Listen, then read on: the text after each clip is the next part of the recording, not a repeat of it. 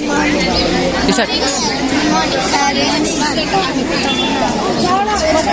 am Tanishka Sharma from class 6. I am Siddhi Thakur. I am Alia Lama. I am Angela Mchani. I am Samrat Bogati. I am Samrit Shrestha. I am Darshan Nawar. So first of all, in this social project, we have done evolution from the Mesozoic period, Mesozoic Mahakalpa to modern era, आधुनिक समय. Mesozoic महाकल्पलाई चाहिँ the period of dinosaurs पनि भनिन्छ.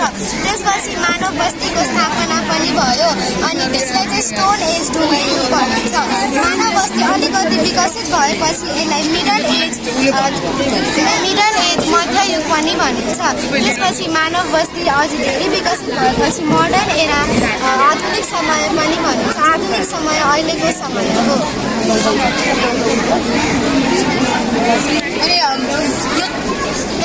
अनि यो चाहिँ हामीले कार्डबोर्डको robot बनाएको थियो. यो चाहिँ सोपिस हो. हामीले घरको बाहिरतिर सजाउनु मिल्छ. हामीले यो युज भएको तेलहरूको र चाउचाउहरूको कार्टुनबाट यो रोबोट बनाएको छौँ.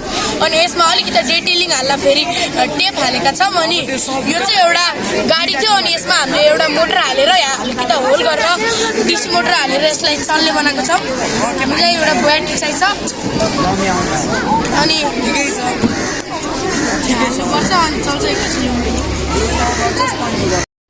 यो चाहिँ हाम्रो सोलर इक्लिप्स बनाएको हो.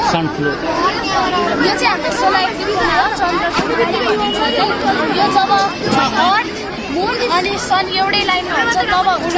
सनको लाइट चाहिँ मुनले रोकेर राखेर पुरा अर्थ भन्यो अँध्यारो सनको लाइट नआउनलाई सोलर इक्लिप्स भन्छ. जब किनकि सनको अगाडि आइपुग्छ अनि मुनले एउटै लाइनमा हुन्छ तब चाहिँ सूर्य ग्रहण हुन्छ.